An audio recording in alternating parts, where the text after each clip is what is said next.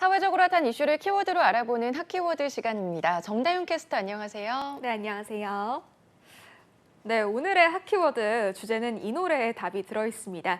행복하자, 아프지 말고. 이 노래 아시나요? 네, 자이언티 네. 노래인데 오늘 행복 주제인가요? 네, 되게 웃음을 참고 계신 것 같은데 여러분은 어떨 때 행복감을 느끼시나요? 이 한 은행에서 내놓은 보통 사람 보고서라는 이 재미있는 조사가 나왔는데 행복과 관련한 응답 한번 들여다보겠습니다.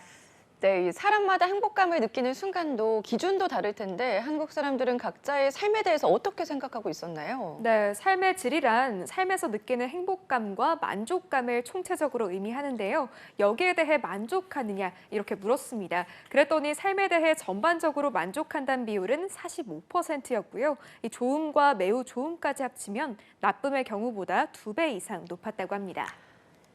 네, 삶에 대한 만족도가 높은데 문항별로도 차이가 있다면서요? 네, 맞습니다. 구체적인 문항별로 살펴보면요. 크게 성취감, 그리고 미래에 대한 모습 기대, 또 금전적 목표 달성 가능성, 자기개발 등 이렇게 항목을 나눠서 조사했습니다. 그중 가장 만족도가 높은 항목은 성취감에 관한 삶의 질 부분으로 만족한다는 응답이 42.8%였습니다.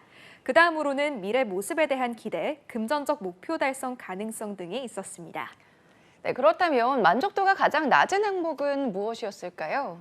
네, 우리가 스트레스를 받거나 지치고 지나치게 피곤할 때 행복을 생각할 겨를조차 없죠. 마찬가지입니다. 스트레스와 피곤, 걱정과 우울, 즐거운 마음의 여유 등 항목으로 나눠서 이 삶의 질 만족도가 낮은지를 물었는데요. 가장 낮은 항목은 바로 스트레스, 이 피곤과 관련한 삶의 질로 21%에 그쳤습니다. 반대로 나쁘다는 응답은 48.5%로 약 절반을 차지했습니다. 네, 여기서 궁금한 점이 삶에 대한 만족도는 돈과는 얼마나 비례할까? 이 부분도 조사가 됐다면서요? 네, 우선 소득을 살펴보면 이 삶의 질 최상 그룹은 소득이 매우 나쁨이라고 응답한 비율이 3.9%에 그친 반면에 이 삶의 질 최하 그룹은 74.7%에 달했습니다. 저축도 마찬가지였는데요. 삶의 질에 대한 만족도가 낮은 그룹일수록 이 저축에 대한 비율도 낮아졌다고 합니다. 네, 아마 대부분 이 부분에서 고개를 끄덕일 것 같지만 참 씁쓸한 것도 사실인데 그러면 돈이 많을수록 행복하다고 더 느낀 건가요? 네, 물론 일반화는 어렵습니다만 이번 조사에서는 그랬는데요. 하지만 총 자산도 그룹별로 차이가 있었습니다. 삶의 질 최상 그룹의 평균 자산은 7억 6,119만 원인 반면에 이 최하 그룹은 2억 8,598억 원에 그쳤는데요. 이런 부분에 비춰볼 때 자산이나 소득, 저축 등 경제적 요인이 삶의 질에 영향을 미치고 또 결국 행복감에도 영향을 주는 것으로 보입니다.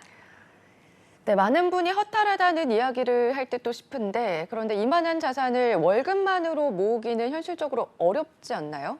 네, 어렵습니다. 이 삶의 질이 낮을수록 근로소득 외 이자 배당금, 부동산 임대 수익, 공적연금, 정부 지원 등 다른 소득 기반이 없다는 응답이 많았는데요. 최하 그룹 가운데 근로소득 외에 다른 소득이 있다는 응답자는 26.3%로 4명 중 1명에 불과했다고 합니다. 반면 최상 그룹은 이 응답이 49%에 달해서 2명 중 1명은 다른 소득 기반을 갖고 있어서 출발부터가 달랐던 거죠. 네, 이번 조사를 보면서 여러분은 어떤 생각이 드셨나요? 정말 돈으로 행복을 살 수 있는 걸까요? 지금까지 핫키워드 정다윤 캐스터였습니다. 고맙습니다.